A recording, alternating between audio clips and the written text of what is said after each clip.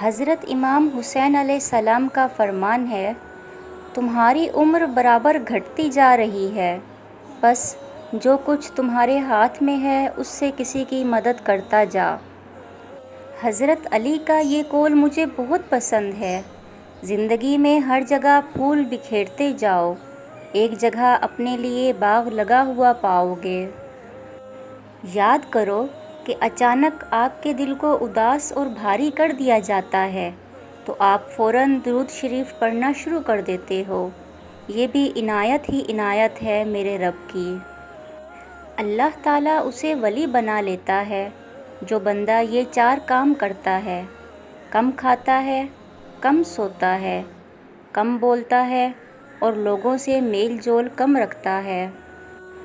جو تکلیف اللہ کی یاد دلائے وہ تکلیف نہیں، نعمت ہے۔ رب کے دینے یا نہ دینے پر کبھی شک نہ کرو، بے شک کبھی وہ شکر کرواتا ہے تو کبھی صبر۔ اگر اللہ تمہیں وہاں تک نہیں لے کر گیا جہاں تم جانا چاہتے تھے تو یقین رکھو بہتر ہوگی ہر وہ جگہ جہاں تمہیں وہ اپنی مرضی سے لے جائے گا۔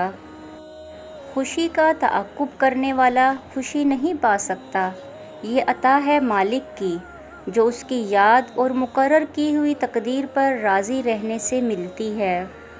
محبت انسان کو رب تک لے جاتی ہے، مل جائے تب بھی، نہ ملے تب بھی۔ جس انسان کی زبان پر ہمیشہ شکر رہتا ہے، اللہ پاک اس انسان کو کبھی مایوس نہیں کرتے۔ اللہ پاک نے انسان کو دل دیا ہے لیکن اس کا سکون صرف اپنے پاس رکھا اور فرمایا، یاد رکھو دل کا سکون صرف اللہ کی یاد میں ہے۔ جو تکلیف برداشت کرتا ہے وہی خزانے حاصل کرتا ہے۔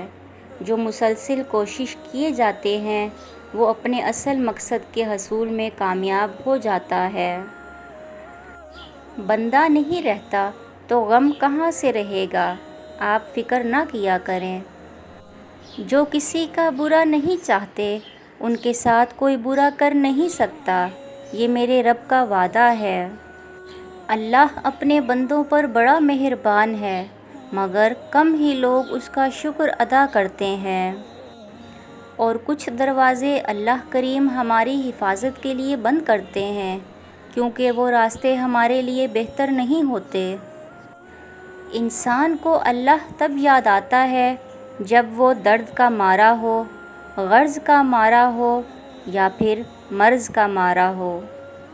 جس طرح شبنم کے قطرے مرجھائے ہوئے پھول کو تازگی بخشتے ہیں، اسی طرح اللہ کا ذکر مایوس دلوں کو روشنی بخشتا ہے۔ بابا جی فرماتے ہیں، تہجد پڑھا کرو، کوئی ملے یا نہ ملے، اللہ مل جاتا ہے، اور جب اللہ مل جاتا ہے تو سب مل جاتا ہے۔ جب عرش والے کی طرف سے ہاں ہو تو پھر فرش والوں کی سازشیں بیکار پڑ جاتی ہیں۔ ہم رو بھی دیتے ہیں، ہم ٹوٹ بھی جاتے ہیں، پر اللہ ہمیشہ ہمیں جوڑ دیتا ہے۔ حضرت علی کا فرمان ہے، وہ راستہ پہلے ہی بنا دیتا ہے لیکن عطا صرف بہترین وقت پر کرتا ہے۔ میں گناہ گار ہوں، میں سیاہ کار ہوں، میں خطا کار ہوں، میں سزاوار ہوں، میرے سجدوں میں تیری ہی حمد و ثنا، میرا کوئی نہیں اللہ تیرے سوا۔